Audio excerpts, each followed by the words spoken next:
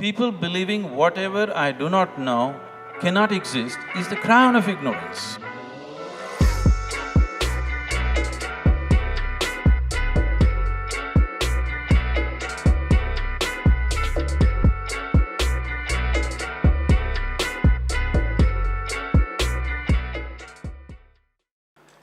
Anything, any belief which is devoid of logic, reason, rational, evidence, witness, that is faith. And I really wondered what is the difference between faith and stupidity, because stupidity has the same definition. You believing that you're in Nagpur is for sure belief. But you're in Goa is a reality. Whether you believe it or you don't believe it, that's how it is. So there is a difference between reality and belief. If you think whatever you believe is true, I want you to understand, we can make you believe just about anything. If you work hard enough on you, we can make you believe anything, and when you believe just about anything, that is what we are referring to as faith. Because we can't Not that I can't understand him, I can't even hear him. Probably the microphones are arranged in such a way because anyway, even if you hear, you may not understand. It's better.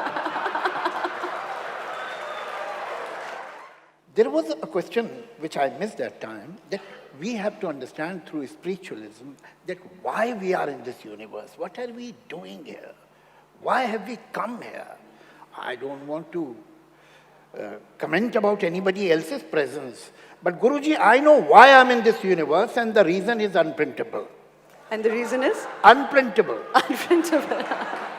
It is a pompous question that why I am in this universe.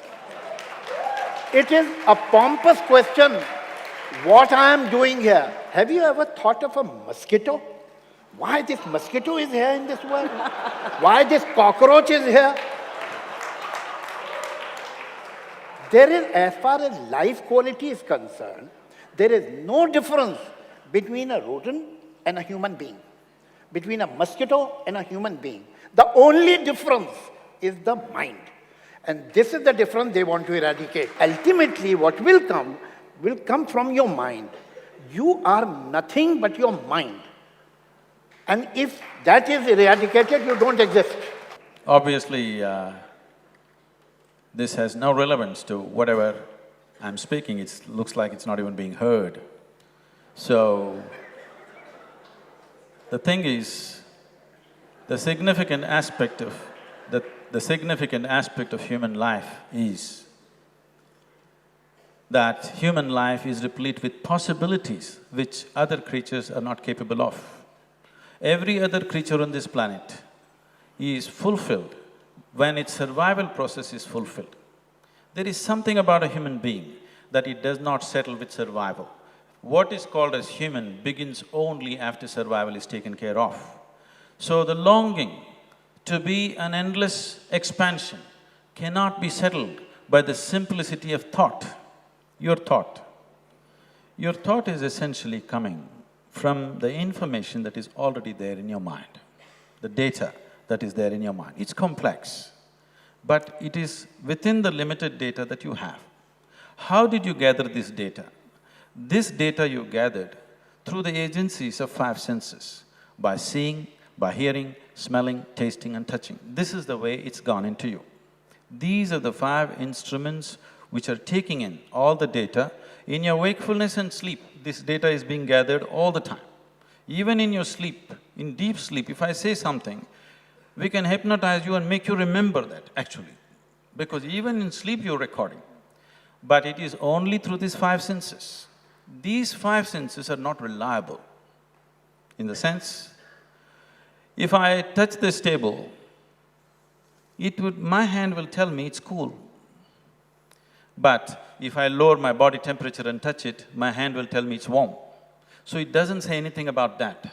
It only tells me the information that is necessary for my survival. If survival is all you're seeking, these five senses are okay. But if you're seeking something beyond survival, you need to expand the dimension of your perception. So the whole spiritual process is about how to expand your perception. Because only what you perceive is life, rest is just imagination. If you want to be in touch with reality, you have to enhance your perception.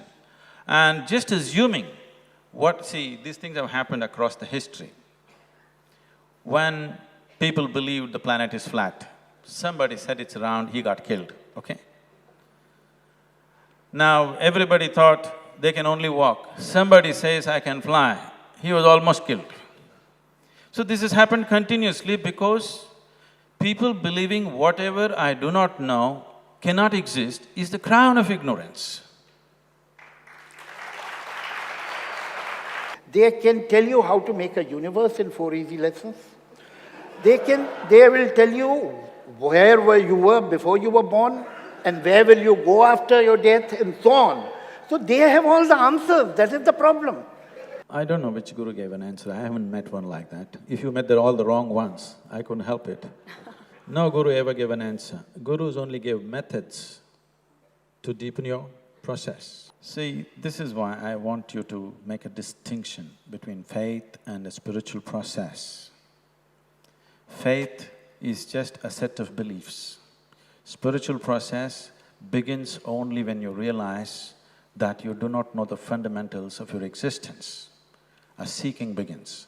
When a seeking begins and you find your sense organs and your logic only takes you to a certain point and it's not willing to help you beyond that, then when you come to a dead end, you know there is something beyond but you're at a dead end, then you will want to know a process.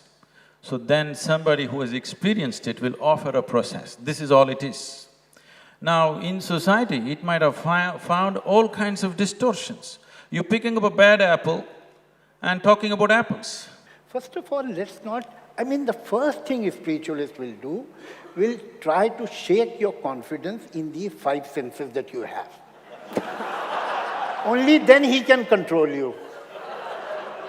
Now, if you think that you will believe on any other thing, then take a person, do an operation on him, disconnect him with his brain, and then let us see how he expands his personality. Whatever expansion happens in your mind, and you cannot undermine it. And whoever suggests that that is to be undermined is playing a very dangerous game with you. 5 senses being unreliable, let me come to this. Right now, what your visual sense understands as light, many other creatures on the planet understand it as darkness, isn't it so? You sit with an owl and start an argument as to which is light and which is darkness, you'll end up with an endless argument. So who is right? You insist you're right, but that is the whole problem. People insisting that they are right is the whole problem on the planet. I am not only against religion or spiritualism, which is the debris of religion. I am against faith. If communism is your faith, then you are as bad as a religious person. That's well put, sir. So what do you live with then? If you don't live with a belief system, what do you live with? You're talking of extremities, but how about common sense? So this whole presumption and the way this is going is coming from a certain fundamental presumption. Because even when I met Javed Sahab last time, he was telling me that some guru told him not to use his mind. I do not know which guru said this. One thing is clear, the advice has been taken seriously.